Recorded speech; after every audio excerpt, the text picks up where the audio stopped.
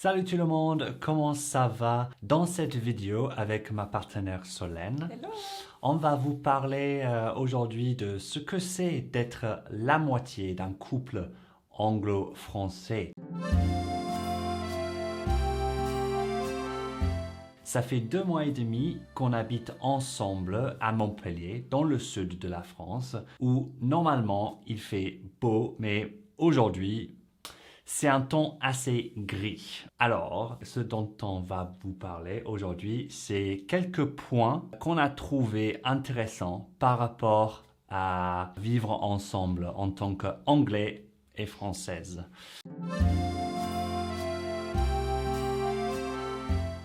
Donc, qu'est-ce que c'est, Solène, le premier point?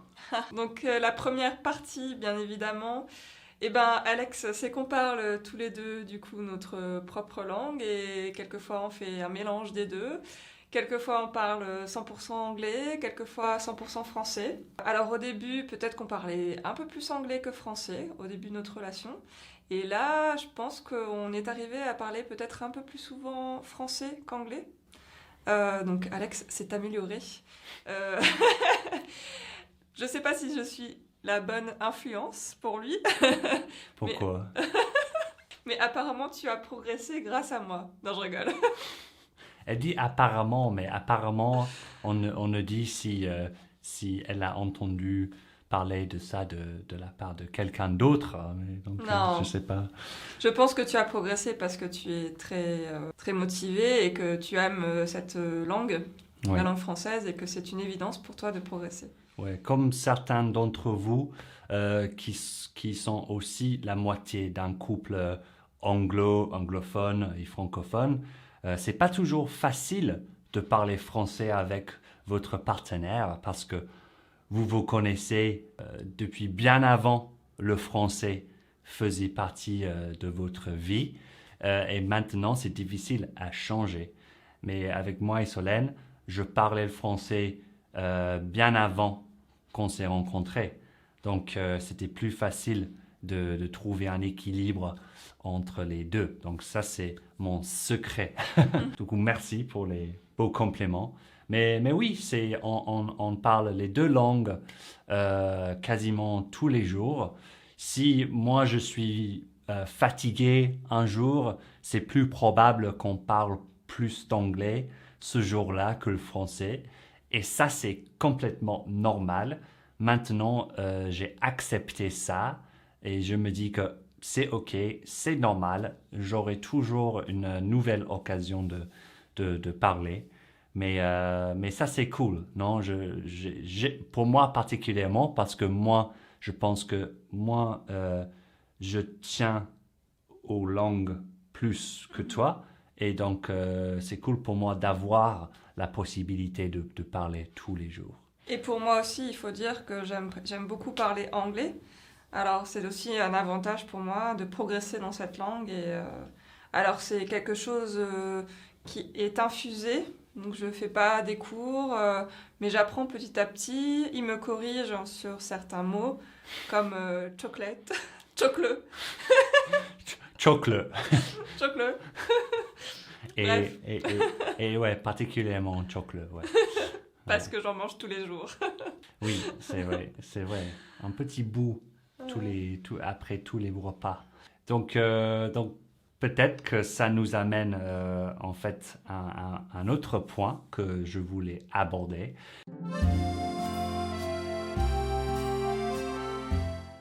C'était une adaptation pour moi de manger un vrai repas, on va dire, à midi pour le déjeuner. Parce que moi, je suis plus habitué, ou j'étais plus habitué à manger un sandwich, par exemple, et puis continuer à travailler après peut-être un demi-heure de pause. Alors que Solène, c'est particulièrement c'est un truc culturel, je trouve, qu'elle est habituée à manger un vrai repas à midi, n'est-ce Oui, pas? chez nous en France, on fait des repas, on mange des vrais repas le midi et le soir. Alors à chaque fois, il y a une entrée, un plat principal et un dessert. Bon, on fait pas tout le temps tout ça, mais en tout cas, c'est des plats cuisinés, un peu plus élaborés. Ce n'est pas un sandwich. On mange pas sur le pouce, comme on dit. Manger sur le pouce, je sais pas si vous connaissez cette expression. Mais manger sur le pouce, c'est plutôt... Moi, je croyais que ça voulait dire plutôt sortir pour manger rapidement, non? Oui, c'est manger rapidement. Manger sur le pouce, c'est manger Ah. rapidement. En général, oui, on prend un take-away, on prend un plat à emporter et on mange en faisant autre chose. Vraiment faire une pause très très rapide. Donc non, en France, d'ailleurs, si vous travaillez dans des entreprises françaises, vous verrez que tout le monde apporte sa lunchbox, donc son Tupperware, avec son plat cuisiné qu'il a cuisiné la veille. Et des fois, ça peut être assez élaboré. Alors, il y a des échanges, les gens goûtent. Bon, là, avec le Covid, c'est plus vraiment le cas. Mais en tout cas, il y a une espèce de partage aussi, de recettes. On aime bien parler de cuisine. Voilà, c'est quelque chose qui est assez présent dans notre culture. Et on prend en général presque 1h30 de pause à midi. 1h et demie de pause. Oui, c'est un peu le sujet d'une blague parmi les internationaux dans notre groupe ou plutôt en général parmi les internationaux en France contre les Français, on dit qu'ils prennent une pause de déjeuner de 2 heures au milieu de la journée et donc ils ne travaillent jamais. Mais c'est moitié vrai. C'est pas vrai du Pas tout. du tout vrai, mais c'est moitié. C'est la moitié vrai? C'est à moitié vrai. C'est à moitié vrai, Ouais. à mon avis. Mais c'est bien, j'apprécie l'adaptation pour moi parce que je trouve que j'avais pas un bon équilibre entre le travail et la vie, on va dire, surtout pendant la semaine. Donc, même si c'était une adaptation difficile, Solène l'a rendue facile parce qu'elle elle a déjà l'habitude de préparer un repas à midi. Ce qui veut dire que jusqu'ici, c'est elle qui prépare notre déjeuner, mais pas tout le temps. Mais j'ai dit en ce moment, principalement, c'est toi. Oui. Ouais. Mais c'est bien, ça m'aide à m'adapter. En fait, Donc ça, quand c'est on cool. mange des sandwichs, c'est toi qui prépares. Le roi des sandwichs. Voilà. Non, pas trop. Mais, mais non, c'est bien. Alors, ensuite, c'est quoi notre prochain point? Et ben du coup, je pense que tout ça découle de la culture et la différence de culture.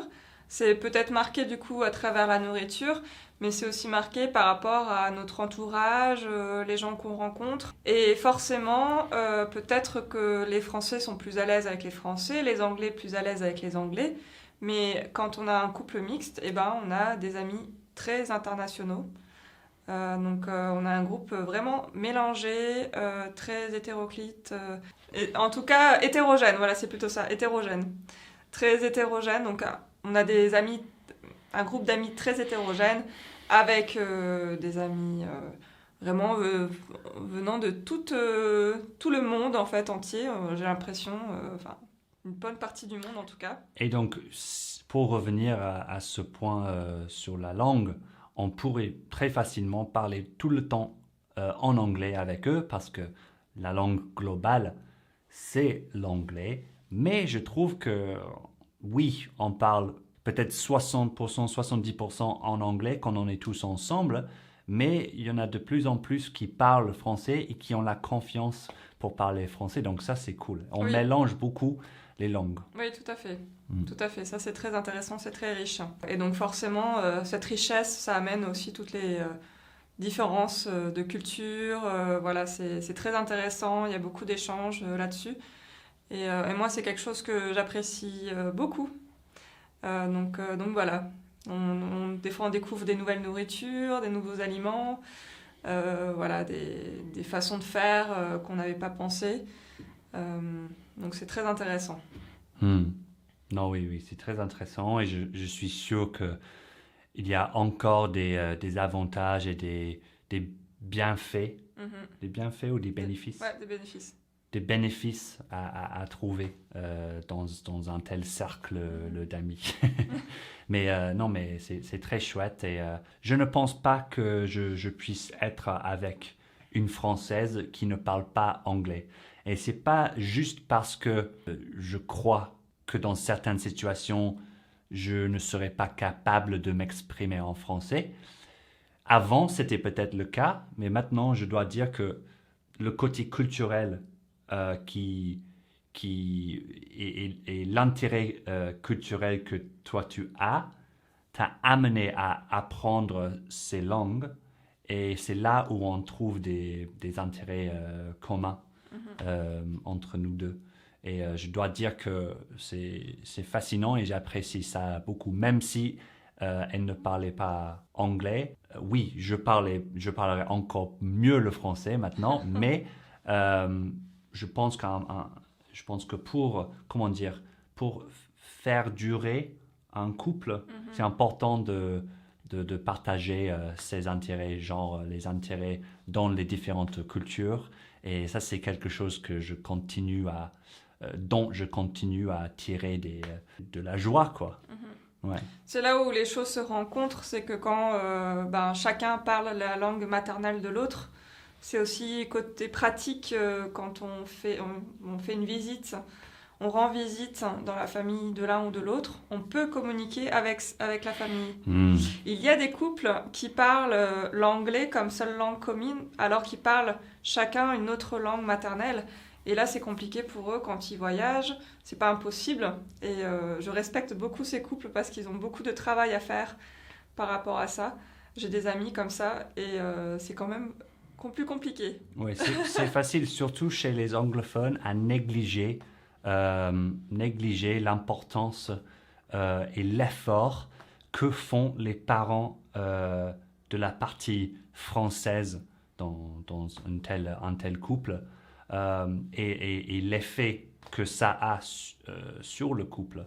Je pourrais pas imaginer que moi je parlais pas du tout français et je devais rendre visite à la famille de Solène de temps en temps sans pouvoir communiquer avec eux. Donc c'est une vraie motivation pour moi et peut-être que c'est une motivation pour certains d'entre vous qui regardez aujourd'hui. Voilà. Est-ce qu'il y a d'autres choses dont on voulait parler? Non, je pense qu'on a fait le tour. Hein. Ouais. C'est déjà pas mal. On a fait le tour. Donc, merci beaucoup d'avoir regardé. Je veux bien que vous laissiez vos commentaires ci-dessous sur ce que vous avez pensé de cet épisode tout en français ou et pas. Désolée si j'ai parlé trop vite, je suis consciente de ça. Non, je pense que c'est une bonne vitesse et d'ailleurs, si vous voulez, vous pouvez toujours re-regarder à une vitesse moins forte en utilisant les contrôles sur YouTube. Vous pouvez ralentir la vitesse. Bon, s'il y a pas quelque chose d'autre. Merci beaucoup de nous avoir rejoints aujourd'hui. Merci. Ouais, ce sera cool de vous voir dans les commentaires et jusqu'à la prochaine fois. Ciao, ciao. À bientôt. Well, obviously, we speak. Ok. On a un groupe vraiment mélangé, très hétéroclite. 13 quoi? Très hétéroclite. Hein. Hétéroclite? Clite. Clite. Je suis pas sûre du mot. Faut regarder. Mais je pense qu'il faudra couper.